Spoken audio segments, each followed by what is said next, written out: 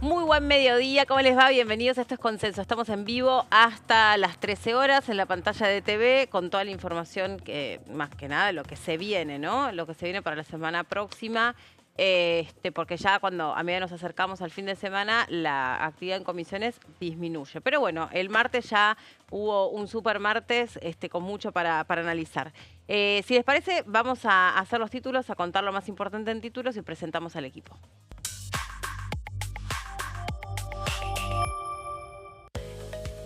Veto a la ley del financiamiento universitario, el gobierno lo oficializó este miércoles, fue a través del decreto 647/2025. Como así también se vetó la ley de emergencia en pediatría, que tenía el Hospital Garrahan como epicentro. El Poder Ejecutivo lo publicó también en el Boletín Oficial.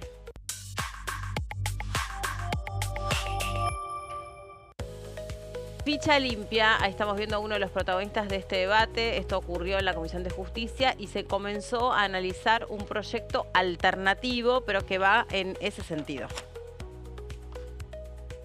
¿Cómo va, Caro? ¿Cómo estás? Bienvenida. ¿Cómo estás, Meli? ¿Todo Buen bien? día. No sé si se sigue diciendo buen día hasta ahora, a las 12 del mediodía ya. Es el mediodía y cada uno decide según su estómago. Es como un horario medio como confuso. Es la bisagra, es la cintura del día. Exacto, el punto de inflexión del día. Pero bueno, estamos en definitiva con las repercusiones de los dos vetos, ¿no, Meli? Sí. Bien lo decías en los títulos, veto a la ley de presupuesto universitario y veto a la ley del Garrahan.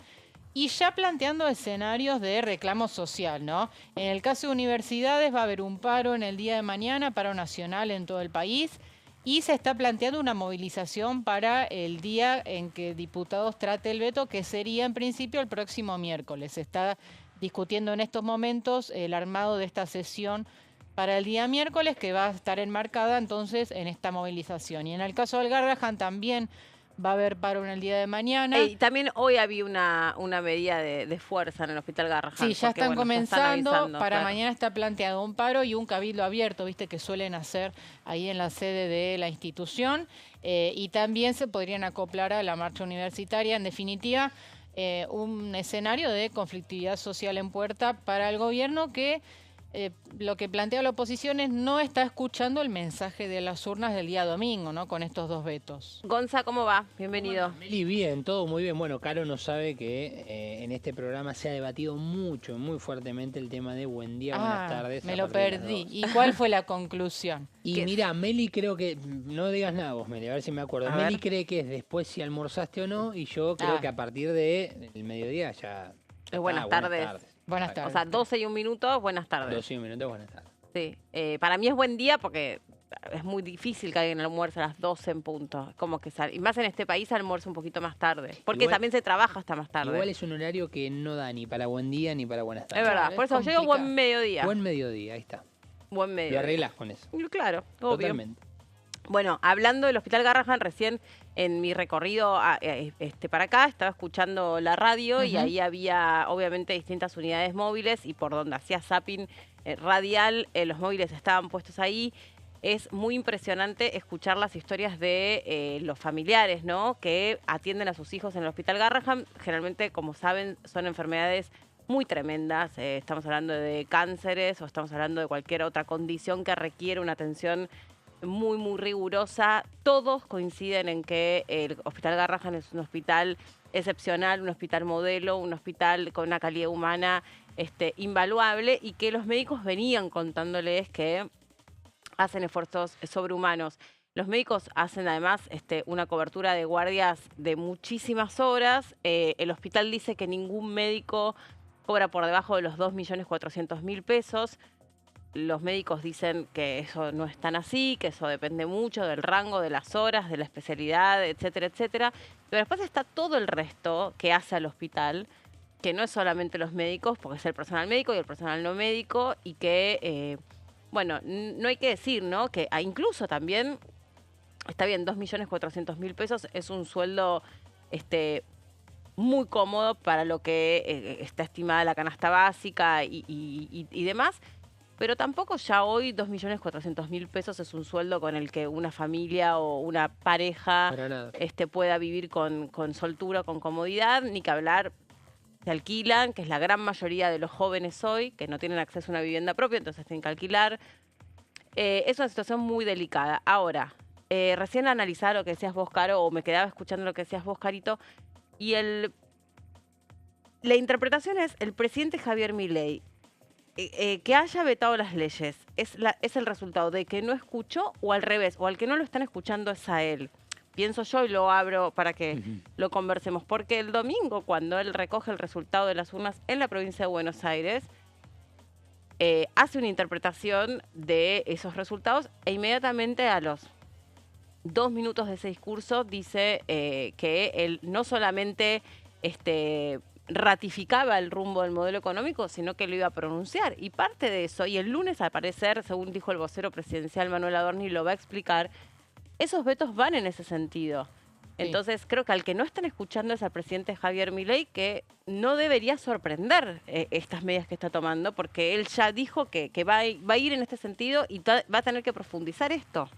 Sí, mi interpretación es que el gobierno está dando señales confusas y contradictorias entre sí. Porque, a ver, el presidente el domingo dijo, vamos a corregir los errores que haya que corregir. Y estoy citando un textual. Sí. Acto seguido dice lo que vos decís. Vamos a corregir lo que haya que corregir, pero ratificamos el rumbo. Entonces no terminaba de quedar claro cuál iba a ser la línea. Esta semana vimos la creación de estas nuevas y repetidas mesas de diálogo, donde aparecen los gobernadores, es decir, el gobierno intenta mostrar una apertura al diálogo, nombra un ministro del Interior, en el día de ayer Lisandro Catalán, dando como esas señales de queremos negociar. Y al día siguiente veta leyes. Entonces, hay confusión, ¿no? Como, ¿qué está queriendo hacer? ¿Quiere abrir el diálogo con gobernadores? Porque va a terminar vetando también la ley de ATN. Entonces, no termina de quedar claro, en los fundamentos de los vetos se insiste con esta idea de mantenemos el equilibrio fiscal y demás. Pero entonces, las señales que estás dando de apertura al diálogo no están siendo, digamos, consecuentes. Claro, pero eventualmente hay que ver por dónde interpreta el presidente Javier Milei que hay que hacer correcciones y con qué qué trasladaron los bonaerenses con su voto. Me parece que también es no solamente los números, sino esa diferencia que se pronuncia si uno compara lo que pasaba con elecciones anteriores, que hace que también la gente, si bien en un bajo porcentaje fue a votar, no es tan bajo si uno lo pone en un contexto donde la gente viene muy desencantada con la política, o sea que había una necesidad de ir a expresar un voto. Y si lo comparamos también con otras provincias, fue un poco más elevado. También, realidad, ¿no? e incluso si lo ponemos en el contexto o en el subcontexto de unas elecciones desdobladas donde lo que se estaba resolviendo era la mitad de la Cámara de Senadores, la mitad de la Cámara de Diputados de la provincia de Buenos Aires y autoridades municipales, que pareciera ser algo que incluso, si querés, te interpela menos como ciudadano, medio como que la gente dice, bueno, ¿qué me importa? ¿Quién es el consejero escolar? ¿Qué sé yo? No voy a tomar un colectivo especialmente para ir a votar. Y el 60% de las personas fueron a votar. ¿Es el número ideal? No es ideal. Uno quisiera que hubiera otra valoración de la democracia o de las instancias de participación ciudadana. Pero bueno, lo cierto es que también a quienes sientan esa mesa de diálogo, el presidente de la Nación está diciendo por dónde tiene que pasar, en todo caso, esas correcciones. Yo sí voy a decir algo, no sé si ustedes lo observaron. Ayer, miércoles, día de marcha de jubilados, sí. Para mí sí hubo algo distinto ahí, porque a los jubilados ahí sí marcharon, sí avanzaron, hubo un operativo, no me sale la palabra, un operativo, pero un operativo más de tránsito, esta cosa de transmitir que no se puede, los jubilados en este país no pueden ir a reclamar por sus derechos, ¿no? Como que la policía está ubicada de otra manera, había mayor espacio. Decís que fue un operativo más liviano, ¿no? Pero no tengo ninguna duda. Más permisivo. No tengo ninguna duda. Avanzaban. Y de hecho los jubilados lo reconocieron y dijeron, estamos felices porque es la primera vez que podemos caminar en el rango de 2 manzanas que estaba delimitado para poder caminar. Sí. Pero que en otras situaciones, en otros miércoles, no lo habían podido hacer. Y el dispositivo era otro y entonces me parece que, qué sé yo, no sé, algo en ese sentido, porque esto, ustedes saben, responde una orden, se habrá analizado, esto no nos está sirviendo, esto no está repercutiendo bien, no está performando bien. la gente quiere que, estoy suponiendo, porque no lo sé, pero la gente quiere que el país esté ordenado, sí, la gente quiere que el país esté ordenado. Entonces, la gente también quiere poder circular y que no salga cualquiera a la calle, te corte y vos no puedas llegar a tu casa, sí es verdad, pero bueno, son jubilados, déjenlos avanzar, que hagan la marcha los miércoles, qué sé yo. Y, bueno, igual estábamos hablando de aumentos que son ridículos. Sí. Ridículos. No estábamos hablando de un gran incremento, recordemos. Entonces, si a eso, perdón, porque quería decir esto, si a eso le sumás, te pongo a la policía respirándote en la nuca y es un viejito que casi no puede ni caminar y evidentemente bien, digamos, no cae. No, claramente. Recordemos que estábamos hablando de un incremento del bono de 70.000 pesos a 110.000 pesos. Y Sí. no recuerdo en cuánto quedaba el haber mínimo, si en 270. Era con 7.2% aumento. Claro, exactamente. El Con número final, 7.2, exactamente, 7.2. Pero que bueno, de todas maneras tiene una pequeña actualización mes a mes. A eso obviamente hay que hacerle todos los descuentos que vienen dentro del ticket de la jubilación. Pero la realidad indica que los miércoles continúan estas marchas, los operativos cercanos, digamos, aquí a las mediaciones, digamos, del Congreso Nacional, que es donde se busca hacer un poco más de mecha, más de ruido, digamos, continúa bastante aislado, ¿no?, de lo que son las marchas, porque no llegan hasta este sector. Pero bueno, este cambio que vos notaste, Meli, no deja de marcar también un poco el hecho de avanzar un poquito más para quienes miércoles a miércoles están firmes en cada una de las movilizaciones. Sí, y también, ahora voy que Caro trajo un tema, y también otra cosa que no sé, es como más de lectura política, pero más general es, algunos también, el círculo más cerrado de asesores del presidente de la Nación, están un poco en sintonía de decirle, sí, no se puede ir para atrás, no se puede ir con un plan platita, no se puede retroceder, porque hay algo que sigue dando bien y que es la inflación. Y es verdad, es a qué costo y es con menos plata en el bolsillo, pero el gobierno ayer sacó, digamos, no es que es el gobierno pone, pero bueno, se logró un número de inflación que en este contexto es un muy buen número. Sí, pero que quizás no termina impactando en como quisiera el gobierno en la recepción social, ¿no? Digo, el día lunes cuando escuchabas a Francos, jefe de gabinete, planteando los motivos de la derrota, una de las declaraciones que hizo fue lo que estamos haciendo a nivel macroeconómico no está llegando a la gente. Y yo coincido que es así. Y no lo digo porque lo creo, sino porque lo veo, ¿no? Porque veo de verdad que hay mucha necesidad. Creo que el gobierno también lo ve, pero bueno, los que saben de economía, los analistas, los expertos, y esto es más allá de lo ideológico, lo que te dicen es, el camino es este. Claro. Lo que pasa que es con un costo muy alto y bueno, y además con algunos sectores de la sociedad que estructuralmente la están pasando mal hace muchos años, no hace 1 o 2 y de repente están mal. Casos jubilados. Es que el tema es ese, ¿quién paga el costo que hay que afrontar? Exacto. ¿No? Digo, Milei prometió en campaña que el costo lo iba a pagar la casta, pero los sectores que estamos viendo en la calle son jubilados, médicos. No, y todos nosotros, los costos de los servicios públicos, los costos de los alquileres, los costos de los alimentos, el hecho de que todas las paritarias estén pisadas enorme, o sea, por debajo de la inflación están pisadas, por debajo de la inflación porque no ha habido casi, salvo los aceiteros, no ha habido grandes negociaciones en este sentido. Entonces, claro, vos sabés más o menos que el litro de leche te vale más o menos lo mismo, pero mira, hoy escuchaba algo que me pareció extraordinario, la diferencia entre la clase baja, la clase pobre, la clase, bueno, fue un furcio, la clase baja, la clase media y la clase media alta son 10 días, una semana. 10 días, una semana que de lo que te dura el sueldo. Claro. O el ingreso, o la pensión, o lo que sea, o la ayuda social. Una semana. Una semana. Si te dura hasta el día 10, sos pobre. Si te dura hasta el día 15, 20, así. Si te dura todo el mes, estás ok.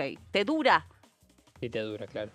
Con las distintas y diversas actividades que tenga cada familia, cada persona, ¿no? Total. Cada individuo. Por eso. Y yo creo que realmente en este país todavía política y economía están... disociadas. ¿Disociadas? Yo creo que no.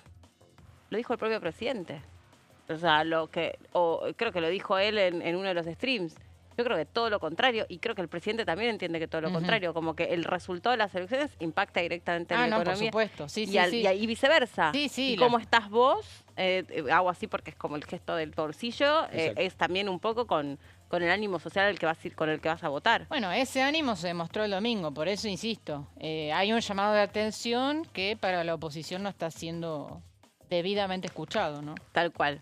Bueno, hay vos tenés un temario, Caro, sobre lo que puede traer la próxima sesión. Sí, Meli, porque estábamos comentando que se está gestando una sesión para el día miércoles acá en Diputados. Seguramente entre hoy y mañana se va a estar oficializando el pedido. Y hay muchísimos temas importantes en esta sesión. Y vamos a traer un poco cuáles son los temas que están pendientes y que están listos para ser votados. Bueno, por supuesto, todas las miras están puestas en los vetos que conocimos en las últimas horas. El del presupuesto universitario, que salió publicado en el día de ayer en un suplemento del boletín oficial, y el de la emergencia pediátrica, que tiene como epicentro al Garrahan. Ya son 2 vetos que están en condiciones de ser votados porque ya ingresaron formalmente a la Cámara. Y acá el dato es que la oposición ya consiguió los 2/3 en la votación original, es decir, que está en condiciones de insistir con ambas leyes.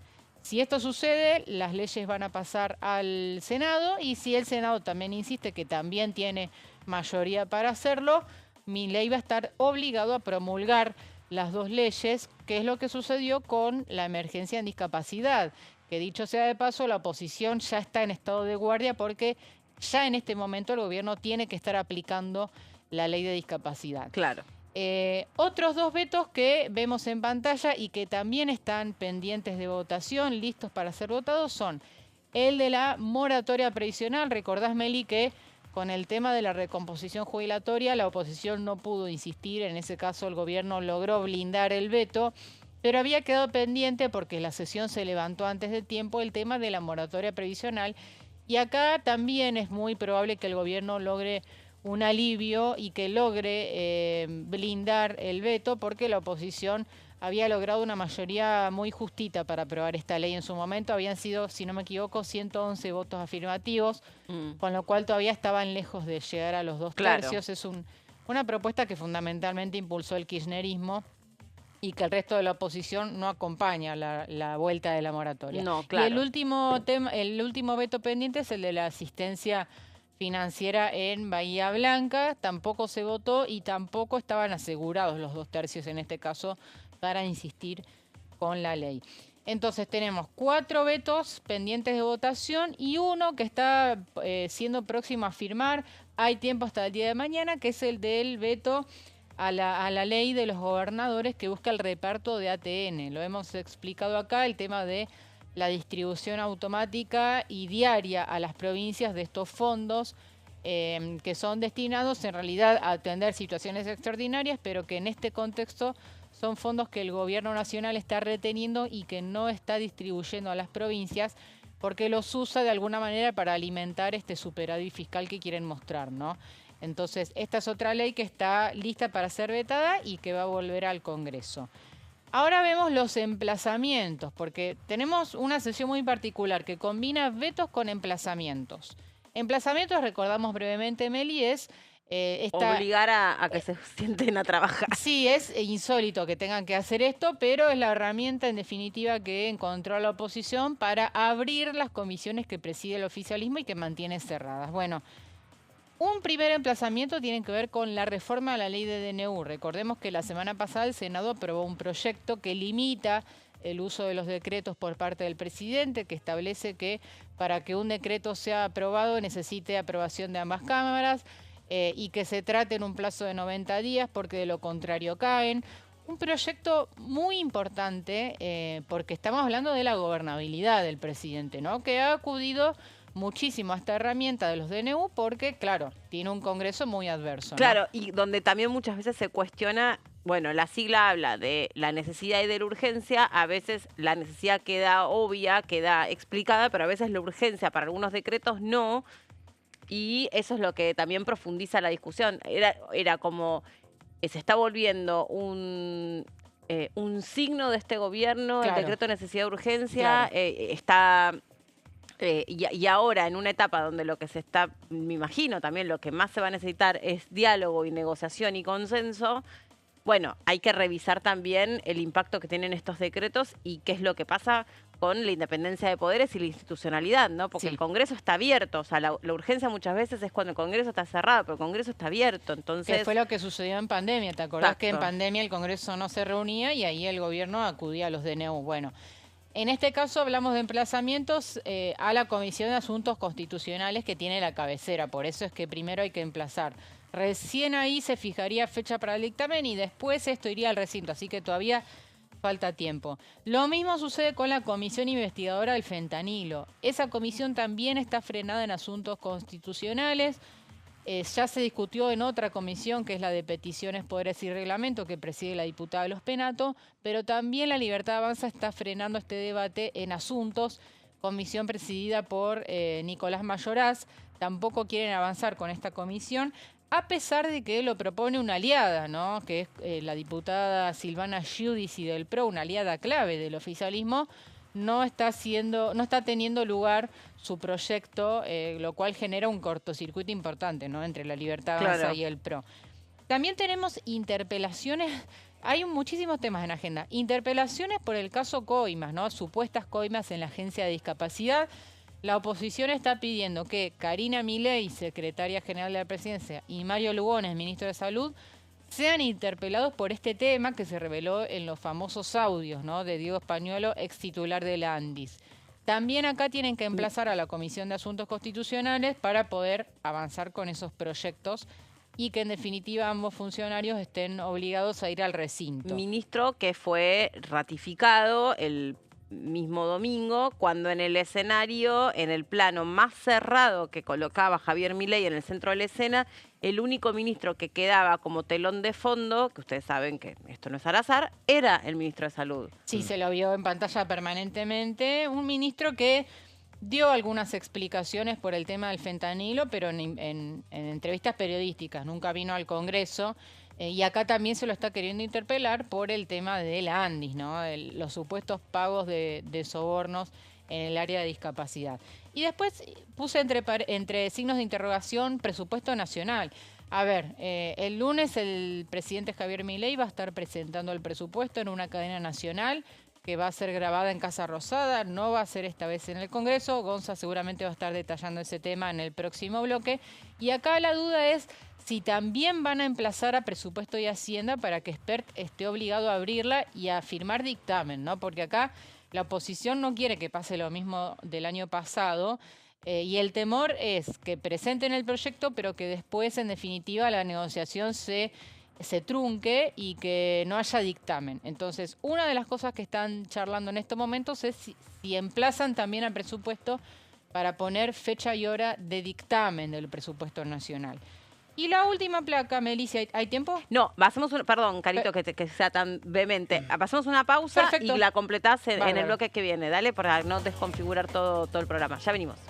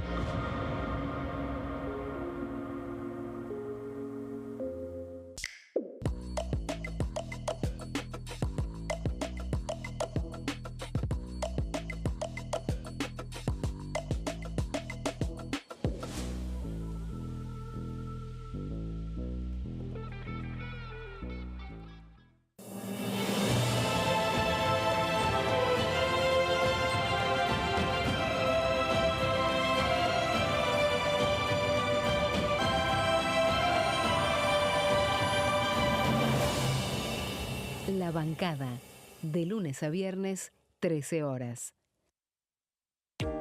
¿Qué se vota este año? El domingo 26 de octubre se realizarán elecciones legislativas para renovar parte del Congreso de la Nación. La Cámara de Diputados se renueva por mitades cada 2 años. Este año se elegirán 127 diputados. La cantidad de bancas asignadas a cada distrito se determina en función de la población de cada provincia, asegurando un mínimo de 5 diputados para aquellas con menor cantidad de habitantes. En tanto, el Senado está conformado por 72 integrantes y cada 2 años se renuevan por tercios. Este año finalizan su mandato 24 senadores que fueron electos en 2019. ¿Qué elige cada región en la elección nacional? Región Noroeste, NOA. Jujuy renueva 3 bancas en la Cámara de Diputados. Salta renueva 3 bancas en el Senado. Renueva 3 bancas en la Cámara de Diputados. Catamarca renueva 3 bancas en la Cámara de Diputados. Tucumán renueva 4 bancas en la Cámara de Diputados. Santiago del Estero renueva 3 bancas en el Senado. Renueva 3 bancas en la Cámara de Diputados. La Rioja renueva 2 bancas en la Cámara de Diputados. Región Noreste, NEA. Formosa renueva 2 bancas en la Cámara de Diputados. Chaco renueva 3 bancas en el Senado. Renueva 4 bancas en la Cámara de Diputados. Misiones renueva 3 bancas en la Cámara de Diputados. Corrientes renueva 3 bancas en la Cámara de Diputados. Región Cuyo. San Juan renueva 3 bancas en la Cámara de Diputados. San Luis renueva 3 bancas en la Cámara de Diputados. Mendoza renueva 5 bancas en la Cámara de Diputados. Región Pampeana. Santa Fe renueva 9 bancas en la Cámara de Diputados. Entre Ríos renueva 3 bancas en el Senado. Renueva 5 bancas en la Cámara de Diputados. Córdoba renueva 9 bancas en la Cámara de Diputados. La Pampa renueva 3 bancas en la Cámara de Diputados. Buenos Aires renueva 35 bancas en la Cámara de Diputados. Ciudad Autónoma de Buenos Aires renueva 3 bancas en el Senado. Renueva 13 bancas en la Cámara de Diputados. Región Patagónica. Neuquén renueva 3 bancas en el Senado. Renueva 3 bancas en la Cámara de Diputados. Río Negro renueva 3 bancas en el Senado. Renueva 2 bancas en la Cámara de Diputados. Chubut renueva 2 bancas en la Cámara de Diputados. Santa Cruz renueva 3 bancas en la Cámara de Diputados. Tierra del Fuego, Antártida e Islas del Atlántico Sur renueva 3 bancas en el Senado. Renueva 2 diputados nacionales.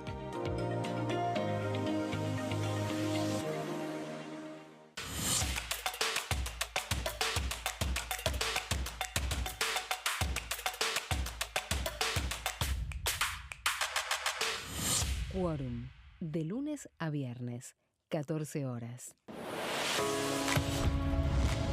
¿Cómo funciona el Congreso?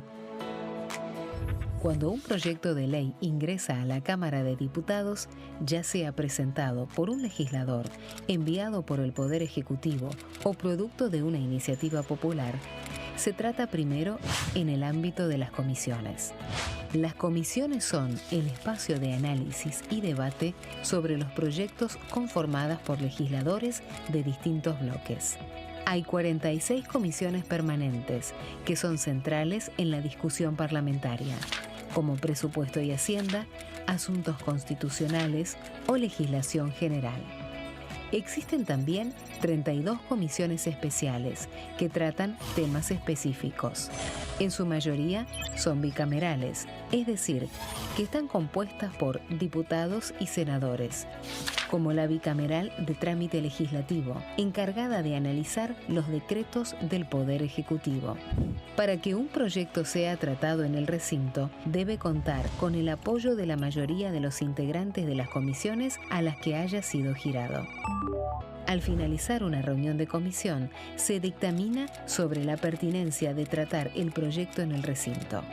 El dictamen puede plantear la aprobación del proyecto o su rechazo.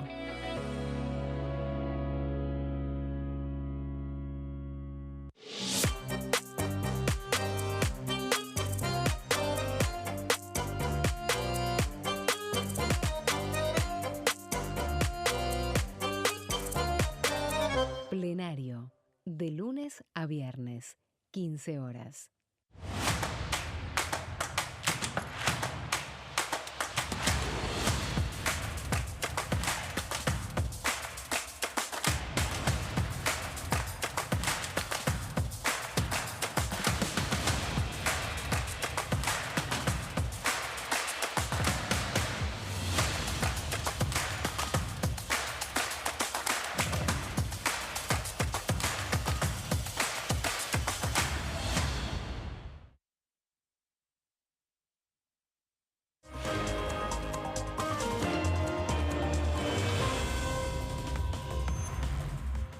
Acá estamos de regreso. El debate, la grieta tenía que ver con las marcas de alfajores. Alfajores. Sí, qué rico. Sí, exactamente. Es que esta hora nos invita, perdonen, ¿no? Ustedes esperaban una conversación un poco más elevada, pero esta hora nos tiran las tripas.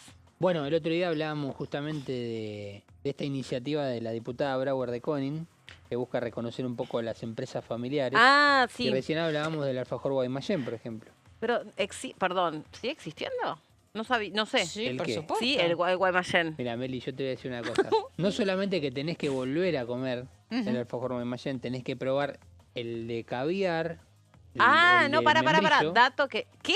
Para. El ¿De de membrillo? membrillo. ¿Vos te pensás que voy a comer un alfajor de membrillo? Sí, señorita. No, el alfajor es con dulce de leche, con chocolate. No me Bueno. vengas con esas de nuez. O sea, ¿quién quiere un alfajor? O el Dubai. ¿Quién quiere eso? ¿Nadie se lo pidió?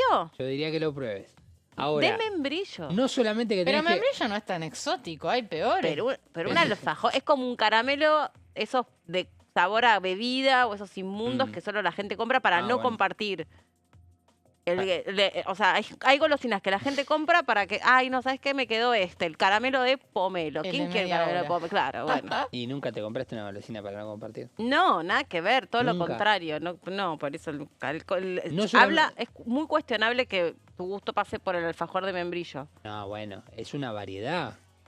Me No, gustan todos bueno, los pero no le alfajores. llamemos alfajor, llamale torta redonda con membrillo. El alfajor es Bueno. chocolate, tapita, dulce de leche, tapita, Bueno, ahí chocolate. hay una historia Ay, justamente me molesta familiar con que quien hoy conduce justamente los hilos básicamente de la empresa Guaymallén, que distribuye a todo el país y Sí. es una empresa de las más conocidas y más populares, digamos, en cuanto al alfajor por calidad y precio, es Basilota, que es justamente el yerno, bueno, siguió el emprendimiento familiar, quiero ir a esto, siguió el emprendimiento familiar de su suegro. Mm, ¿Sí? Él continuó con el negocio. con el negocio familiar exactamente, y además es una persona que tiene una gran cantidad de seguidores y muestra un poco el día a día de la fábrica en sus redes sociales. perfecto, bueno, ¿Viste? muy bien. Entonces, si regalan, Siempre hay algo regalan interesante. alfajores, lo único que me importa. ¿Los regalan? Lo único que ¿Quién? me importa. Los señores de Guaymallén. Y yo diría que vayas a Mataderos, a la planta, y preguntes. Bueno. Pasá. Lo que sí te puedo decir es que se solidarizan mucho con las personas que pasan y que están En situación de calle. situación de calle y ayudan muchísimo. Bueno, excelente. Chicos, quedaba la placa de Caro ahí en el Sí, tintero. sí, la tenemos. Bueno, estábamos repasando en el bloque anterior. ¿Cómo no la vamos a tener? Perfecto. Los posibles temas de esta sesión, Meli, que se está gestando para el día miércoles. Sí. Y recordemos que hace no mucho tiempo el Congreso volteó 5 decretos del gobierno de Javier Milei, que eran 4 decretos delegados, que tenían que ver, por ejemplo, con el banco de datos genéticos, ¿recordás? Con el tema del cierre de vialidad, con los cambios en el INTA y el INTI. Fueron 4 decretos delegados y un DNU que era el de Marina Mercante. La oposición va por más y ahora quiere derogar otros 2 decretos que también están en la mira y que quizás entren en el temario. Uno tiene que ver con la reforma de la Policía Federal. Recordás esta reforma que le permite a los efectivos policiales realizar requisas sin orden judicial, también patrullar lo que son redes sociales y demás. Bueno, amplias atribuciones que se le dio a la policía y ahora están buscando dar marcha atrás. Y el otro decreto que está en la mira de la oposición es el que transformó el Instituto Nacional del Agua. Se degradó de alguna manera este instituto, que pasó a ser una unidad específica dentro de la Secretaría de Obras Públicas, y fusionó a su vez el Instituto de Prevención Sísmica y el Servicio Geológico Minero Argentino. Bueno, son 2 decretos que la oposición también podría intentar rechazar, Meli, en la próxima sesión. Muy bien, ahí está. Entonces, recordemos, próxima sesión prevista para el miércoles, sería... la van a pedir, no está pedida todavía, pero la están trabajando para el miércoles. 17. El miércoles 17, sí. Perfecto, claro, no está oficial. Claro. Pero para que lo sepamos. El lunes se espera que en cadena nacional el presidente Javier Milei presente el presupuesto 2026. Eso es lo que está en agenda, tal como lo expresó el vocero de la presidencia, el vocero Manuel Adorni. Que dejó una puerta abierta para saber si va a venir o no al Congreso de la Nación, porque no fue con claridad dentro del tuit puesto el lugar, que generalmente, recordemos, para hacer un pequeño repaso, Javier Milei un poco cambió la modalidad a la cual estábamos acostumbrados respecto a lo que tiene que ver con la llegada o el tratamiento del presupuesto o el anuncio, que básicamente siempre era con la presencia del ministro de Economía, del momento en el que se presente, en la comisión, entiendo, ¿no? Claro, primero en la Comisión de Presupuesto y Hacienda. El ministro sí, en la comisión. El ministro de Economía siempre iba a la Comisión de Presupuesto y Hacienda y después optaba o no por ir al recinto. Era más un pedido tal vez de los legisladores, entiendo, en la modalidad, sin la obligación, entiendo. Y Javier Milei, al ser, bueno, el primer presidente economista, bueno, lo que decide básicamente es tomar las riendas y ser él quien lo presente. Claro. Recordemos que el año pasado lo presentó. Después el presupuesto no llegó a buen puerto en cuanto a lo que tiene que ver con un dictamen y el tratamiento en el recinto, y por eso ya hace 2 años consecutivos que continuamos con el presupuesto que fue planificado en el 2022 para el 2023, y por eso hay un cierto reclamo. En este caso, Manuel Adorni, a través de la red social X, publicó que el próximo lunes, 15 de septiembre a las 21, se dará o se llevará a cabo una cadena nacional donde el presidente va a presentar el presupuesto. No dijo dónde. Sí, no dijo dónde, pero después preguntando a voceros aclaran que no va a ser en el Congreso. No va a ser, claro. Esta vez no va a ser en el Congreso, se va a grabar la cadena nacional en Casa Rosada. Por la tarde, seguramente el mismo lunes, y por la noche y se va a grabada, transmitir. no sale en vivo la cadena nacional. Eso es lo que informan al día de hoy. Bueno, porque esa es otra diferencia. Hay muchos presidentes que cuando hacen anuncios o tenían el hábito de hacer anuncios por cadena nacional, por ahí tienen unos papeles, pero la hacían en vivo, porque la frescura con la que un mensaje sale cuando es en vivo, lo mismo para nosotros los periodistas, no es lo mismo un programa que se emite en vivo que un programa que se emite grabado. Pero el presidente Javier Milei creo que nunca hizo uso de la cadena nacional, que igual no es la persona que más uso haya hecho, pero nunca lo ha hecho en vivo. Siempre son mensajes grabados. Recuerdo también inclusive que hasta fue grabado en aquel entonces las primeras medidas económicas de Luis Caputo. ¿Se acuerdan? Las primeras medidas, sí. Una de las primeras medidas del gobierno nacional a nivel económico fue grabado, recuerdo, por una cadena nacional que hizo Luis Caputo. El tema es que Milei, perdón Meli, no, al contrario. No improvisa, ¿no? En sus discursos, los lee, ¿no? Claro. Es decir, que tampoco veo mucha diferencia en que sea en vivo o grabado, porque en definitiva lo que hace es leer un mensaje. Lo hizo en el Congreso y lo va a hacer ahora. Sí, pero habitualmente viste que, por ejemplo, el presidente se coloca en un lugar central para leer el discurso y por lo menos la narrativa que nosotros venimos viendo es que pone o coloca a parte de su gabinete por detrás y los tiene ahí en silencio, pero es como una foto, lo que se llama una foto fija, una foto viva. de los ministros que van ocupando un determinado lugar. Insistimos con esto, siempre está muy medido y muy pensado. No es que, bueno, siéntense donde quieren, no hace falta ni que lo explique porque nadie está desprevenido, nadie que ve este canal está desprevenido de cómo funcionan las cosas marketineramente en política. Así que también hay que, digamos, más allá de lo que se anuncie, recuerden ustedes que el presupuesto también siempre cuenta con un anteproyecto, no me sale la palabra, un anteproyecto que Claro, más o menos anticipa algunos números, qué sé yo, que ya están circulando por ahí, de en cuánto va a estar el Producto Bruto Interno, de en cuánto el superávit, en cuánto, no sé, las tasas, esto, lo otro y demás.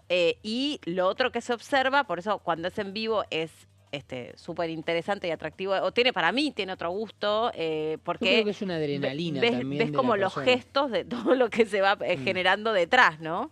Sí, pero también es la adrenalina de uno, de cómo lo vive, porque vos bien citaste el ejemplo nuestro, que no es lo mismo hacer un programa grabado que hacer un programa en vivo. No, tiene otra espontaneidad.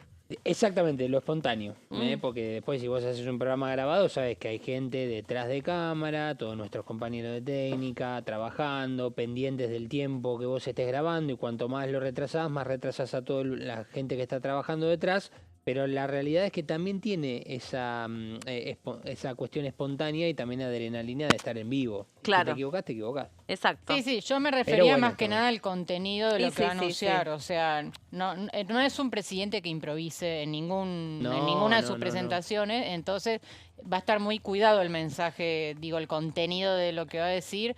Sería el mismo grabado o en vivo, a eso me refiero. Por supuesto es cierto que el contexto cambia y que las reacciones no son las mismas, pero a nivel discursivo y del contenido del discurso, en definitiva es lo mismo. Porque, ¿saben por qué también lo digo? Porque habitualmente cuando consumimos contenidos en medios de comunicación tradicionales como es la tele, y por eso el presidente de la Nación, que valora mucho la televisión como un medio de comunicación masivo, porque elige horarios muy centrales de lo que es la atención de las audiencias, ¿no?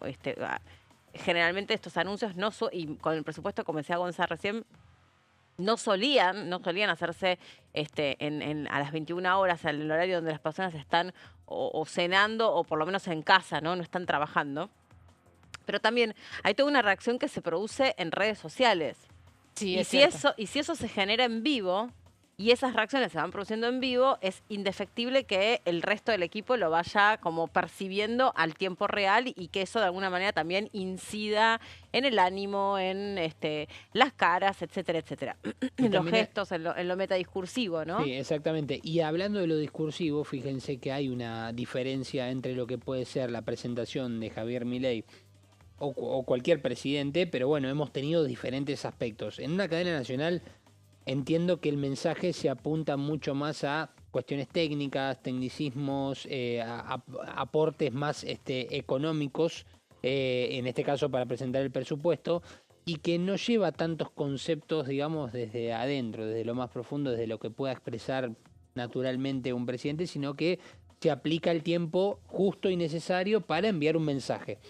No es lo mismo si, vamos a suponer, está ante una conferencia o si va a hablar, por ejemplo, a la Bolsa de Comercio de alguna de las provincias.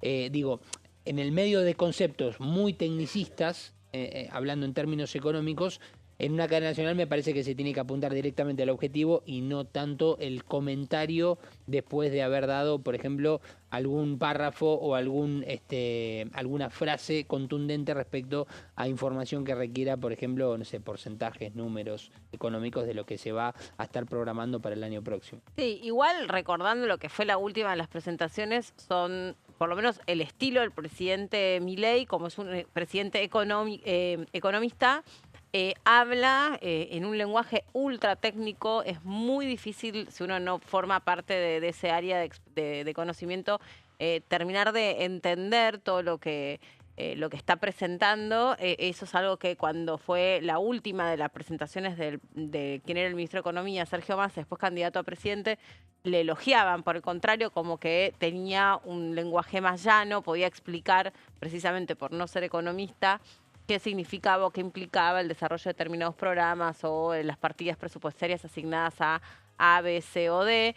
entonces lo contaba de una manera un poco en un lenguaje más afable, ¿no? Más sencillo para poder interpretar qué es lo que eso supone. Y después también al mismo tiempo uno piensa, bueno, ¿por qué no al Congreso? ¿Por qué sí antes al Congreso? Y después al mismo tiempo uno dice, si cuando fue la presentación del presupuesto, recuerdo que hubo una especie como de huelga de muchos legisladores, ¿o fue en la apertura de sesiones fueron ordinarias? Pocos legisladores. ¿Fueron pocos? No fueron muchos Ahí los está, legisladores, no, porque además recordemos fue un domingo, ¿no? Un domingo. En la Fueron noche pocos, también. recuerdo un Daniel Arroyo, creo que Germán Martínez de Unión por la Patria y algunos otros fueron más. los titulares de los bloques, sí, creo que la izquierda no. Y no sé si fueron referentes del Frente Renovador, representando... Sí, fueron como una delegación pequeña de cada bloque, ¿no? Igual hay una cuestión, algunos, porque otros directamente, ¿te acordás que no fueron? Igual hay una cuestión, me parece que lo otro que se está comunicando con una presentación por cadena nacional desde la Casa Rosada y no en el Congreso desde el recinto, es una fuerte crítica al funcionamiento de esta Cámara, naturalmente, pero al mismo tiempo vos podés decir, bueno, le está presentando el presupuesto al pueblo. Bueno, está bien, le está presentando al pueblo, pero no al mismo a tiempo... los diputados, que igual también el Congreso es presentárselo al pueblo, digo, pero me parece que una de las interpretaciones puede ser esa. Porque... No, y aparte que en definitiva el presupuesto tiene que pasar por las cámaras, que van a ser justamente las que van a delinear esa es la otra cuestión. Alguna modificación y después la gestión que puede hacer el gobierno con la Cámara Alta o con la Cámara Baja, pero al mismo tiempo se genera como que los diputados quieren hablar, se quieren expresar, terminan en algún ida y vuelta con el presidente de la Nación, que hasta no queda prolijo, y tampoco es que se abre a preguntas, es una cuestión más de discurso que escuchan y capaz que hay algún comentario o alguna chicana, el presidente de la Nación ve si se prende o no a eso.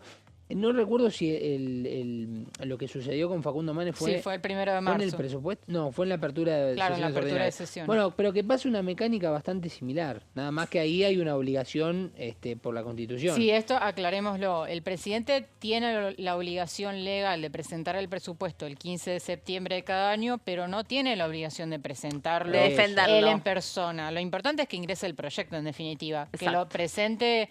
él mismo en un ámbito institucional, es una decisión de él, ¿no? Decisión personal de él. Claro. Por eso Gonza, no me quiero quedar sin tiempo porque vos también trajiste un proyecto sobre minería. Sí, es más que un proyecto... No, claro, no es un proyecto, es lo que pasó en la comisión. En realidad fue una reunión que se realizó en el contexto de la Comisión de Minería, Energía y Combustibles en el Honorable Senado, en donde participó, además del presidente de dicha comisión en el Senado, el senador Flavio Fama, de la UCR, representante de la provincia de Catamarca, pero en donde también estuvo presente en la misma y quienes organizaron de manera conjunta, junto con Fama, el diputado Gualberto Allende, recordemos diputado de Unión por la Patria, representante de la provincia de San Juan y que además es quien preside la Comisión de Minería aquí en la Cámara de Diputados. Estuvieron justamente en una reunión con referentes de la minería en el ámbito del Congreso Nacional. Hacemos un breve repaso de lo que fue esta comisión, que recordemos se realizó en el ámbito del Honorable Senado. Vamos a ir a la siguiente placa para comentar algunos puntos importantes, sobre todo de, primero, ¿qué nombre llevó este evento? Bueno, básicamente la minería en Argentina, desafíos y oportunidades. Ese fue el concepto principal de este evento. Estuvieron representantes del sector público y privado. Estuvo presente el secretario de Minería de la Nación, Luis Lucero, nada más y nada menos, que aportó algunos datos interesantes. Traje algunos como para repasar. Muy bien. Y estuvieron representantes de las cámaras argentinas, cámaras nacionales de empresas mineras, que es la CAEM, y de proveedores mineros, que es la CAPMIN, así se abrevia cada una de estas cámaras empresariales argentinas que estuvieron presentes con sus representantes, lógicamente, en este evento que se realizó en el Senado. ¿Cuáles fueron los temas y los puntos básicamente abordados en esta comisión? Bueno, el rol estratégico de la minería en la economía federal, es decir, no solamente se enfocó en lo que significa para las arcas del gobierno nacional el hecho de la minería y la actividad, sino también, lógicamente, qué beneficios puede brindarle a todas las provincias mineras, ¿no? Imagínense que tanto Fama, el senador radical, como Gualberto Allende, de Catamarca y de San Juan, representando a sus provincias, justamente en cuanto al orden, como lo había dicho, respectivamente, ellos fueron a un poco ver cuál es el panorama de cara a futuro, también pensando en los objetivos que tiene económicamente hablando y en esta actividad cada una de las provincias. El contexto global de la industria minera, básicamente no solamente en Argentina sino en el mundo, el fortalecimiento de la cadena de valor, justamente, y el provecho que se le pueda sacar económicamente, en el buen sentido de la frase, para nuestro país. Vamos a la siguiente placa, donde vemos otro de los objetivos que se dejaron delineados. Desafíos ambientales que plantea la actividad minera, que no es un tema menor, porque donde hay una actividad minera se ve el fruto económico, donde vienen inversiones y demás, pero también está la cuestión ambiental, ¿no? Por donde justamente se saca provecho a cada uno de los minerales. Generación de consensos y herramientas, que acá está el punto principal dentro del Congreso, las herramientas que se puedan llegar a generar desde lo legislativo para impulsar una minería responsable, hablando de lo que significa el medio ambiente, y competitiva, lógicamente, para también generar que la Argentina a nivel minero, sea competitiva a nivel mundial, no solamente lo que pueda pensarse en cuanto a los ingresos. Y está bueno ahí lo que también pusiste en la placa, responsable y competitiva, porque no se puede seguir solamente un modelo extractivista que luego no te permita, si vos no tenés la trazabilidad de la huella de carbono, colocar producto en el mundo, ¿no? Claro, por eso mismo se habla también de lo responsable y del medio ambiente. Y en la última placa traje, hay dos más. Gualberto Allende, el diputado de Unión por la Patria y de la provincia de San Juan y presidente de la Comisión de Minería, dijo: este nivel de participación por el que tuvo justamente esta comisión en el Senado, con representaciones importantes, no tienen precedentes. En los últimos años la minería debe ser una causa común, más allá de las diferencias partidarias, un dato importante también. Y en la última placa, ahora sí, vamos a repasar algunas estadísticas que brindó el secretario de Minería a nivel nacional, Luis Lucero, que dijo: en los primeros 7 meses de este año 2025, las exportaciones mineras fueron de 3.157 millones de dólares, nada más y nada menos, estamos hablando de un número importante, el mayor registro histórico para este periodo, y además la proyección, lo que se espera de acá hasta el fin de año, 5.000 millones de dólares es lo que se proyecta justamente en lo que tiene que ver con las proyecciones de aquí en adelante. Y además vale la pena decir también que habrá una agenda política en lo que tiene que ver con oil y gas y minería en el 2025. Esto va a ser un espacio de diálogo legislativo, un espacio que puede ser clave. Se va a generar con legisladores nacionales y referentes técnicos y se realizará un encuentro clave para debatir el futuro energético y minero del país.